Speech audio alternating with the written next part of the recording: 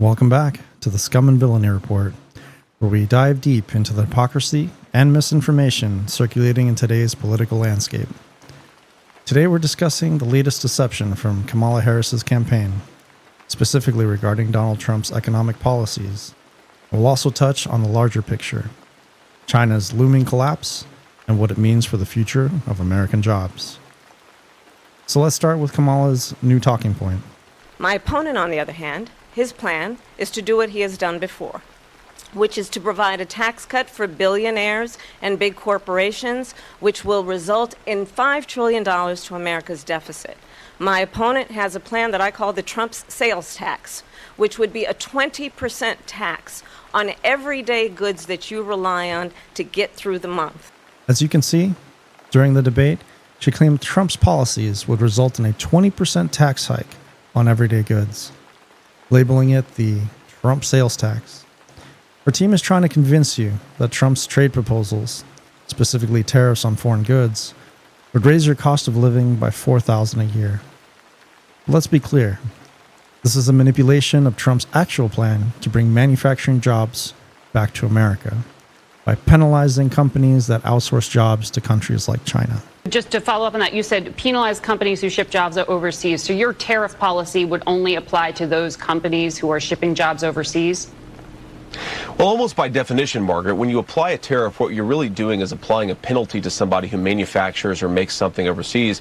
You're basically charging them a penalty to bring it back into our country. And so what we're trying to do here with these tariffs is actually induce more people to make more things in the United States of America. One of the great tragedies of not just Kamala Harris's leadership, but 40 years of American failure is that we've lost our critical manufacturing industries to Mexico, to China. We started to undo that for 4 years under Donald Trump's leadership, but we've got to do it for much longer and in a much more intense way, because as we've learned just in the last few days, the world has gotten more dangerous. We can't rely on other people to make the stuff we need. Now, this brings us to the bigger picture, China.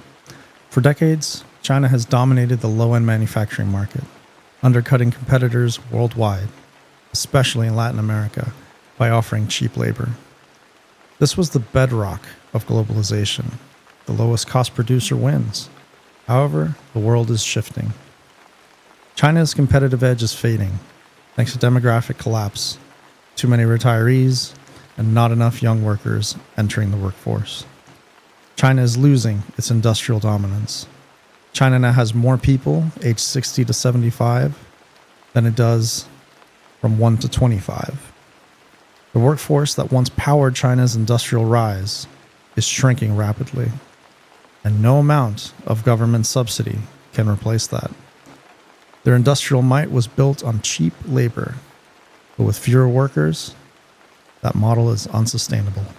Trump's tariffs, far from being the 20% Trump tax Kamala Harris describes, are part of a larger strategy to rebuild American manufacturing, make us less dependent on China, and create higher paying jobs. Yes, there may be some short-term costs, but it's an investment in the future. A future where we're not reliant on foreign goods produced under exploitative labor conditions. Meanwhile, Kamala and her team are trying to frame this as a negative, using scare tactics to convince voters that Trump wants to make your groceries and phones more expensive. What they're really saying is they prefer a system where we remain dependent on China's crumbling industrial base. They're clinging to the globalist model that prioritizes cheap goods over American jobs. The truth is, we're moving into a new economic era. As China's workforce declines and their economy falters, countries like the US will need to retool their economies to produce the goods we've outsourced for years. This won't be easy. It'll require restructuring education, infrastructure, and labor markets, but it's necessary if we want to regain economic independence and ensure long-term prosperity. So, while Kamala continues to distort Trump's policies, keep in mind the broader context.